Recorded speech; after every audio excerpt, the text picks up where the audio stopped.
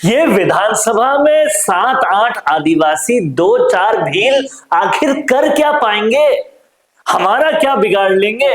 इनके विकास करने की जरूरत ही क्या है? विधानसभा में बैठे दूसरे विधायकों के दिमाग में अगर ये गलतफहमी है तो आज इस वीडियो से दूर होने वाली है कि भीलों और आदिवासियों का साथ कोई नहीं देता, इसलिए उनकी आवाज नहीं उठेगी। ये सोच रहे हैं अगर सत्ताधीश, तो गलतफहमियां आपकी इस वीडियो से दूर होने वाली है। नमस्कार, मेरा नाम है वरुण भंसाली। नमस्कार, मैं हूं चेतना शर्मा और इन गलत फहमियों को दूर करने के लिए इस वीडियो को लास्ट तक आपको देखना होगा।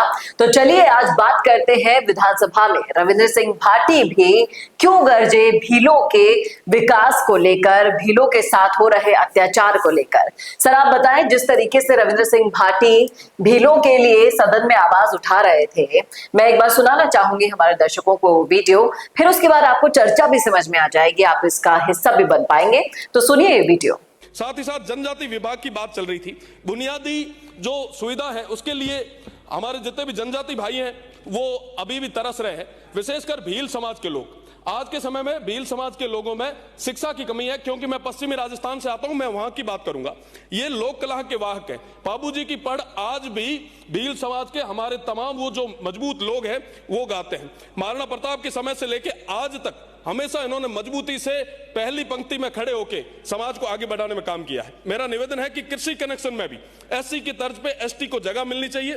साथ ही साथ गाड़िया, लोहार, जोगी, ग्वारिया, ओड, सांसी, नाथ, कालबेलिया, भील, मंगनियार, लंगा और साथ ही साथ देवासी, रबारी और पाक विस्थापित तमाम जितने भी हमारे लोग हैं, इनको समयबद्ध तरीके से जमीन आवंटित की जानी चाहिए, क्योंकि इनके पास रहने के लिए जगह तक नहीं है। तो देखा आपने, आखिर भीलों को चाहिए क्या, उसकी जरूरत भाटी को भी महसूस हो गई और वो भी अब रोत की आवाज में आवाज मिलाने लगे हैं। सबसे बड़ी बात यह है कि जब रविंद्र भाटी और राजकुमार रोत आएंगे साथ तो कैसे दिखेगी।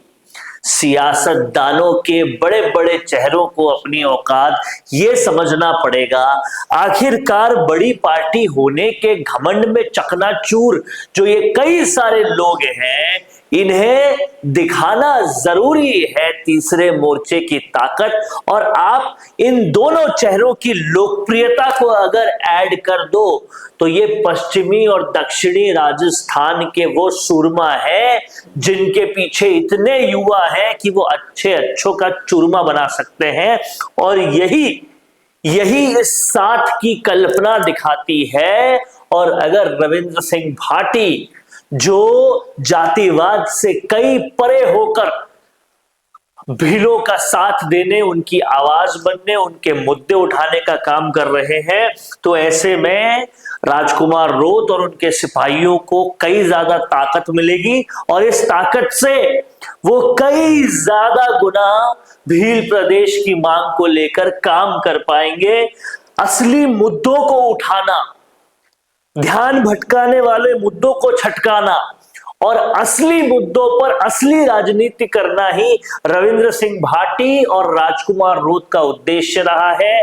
इस विधानसभा में पेपर लीक के वादे और उन वादों की वादा खिलाफी अगर किसी ने याद दिलाई तो राजकुमार रोत के सुरमाओं ने दिखाई।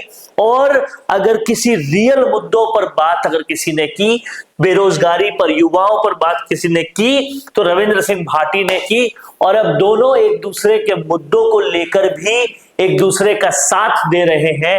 देखिए, विचारधारा से परे होकर जब दो युवा नेता दोनों अलग अलग फैन फॉलोइंग रखते हैं, लेकिन मानसिकता और जो मुद्दे हैं वो कहीं ना कहीं अब एक होते जा रहे हैं और इन एक होते हुए मुद्दों को जनता भी देख रही है। और आप समझिए कि एक तरफ पूरा वागड़ और दूसरी तरफ जैसलमेर धाकड़, ये दोनों जब साथ आएंगे तो किस तरह से युवाओं का एक रोला, एक टोला बनेगा और किस तरह से ये एकता आने वाली बड़ी उम्मीदों का एक आसरा बन रही है कि जब सत्ता घमंड में चूर होकर कुछ गलत कर देगी तो ये दो दरवाजे खटखटाने के लिए और मिल गए हैं, जो जनता की उस आवाज को पुरजोर तरीके से उठाएंगे, जवाब लेंगे इन सत्ता के घमंड में चूर लोगों से और बताएंगे कि विकास होना इसलिए जरूरी है क्योंकि तुम मालिक नहीं हो उस कुर्सी के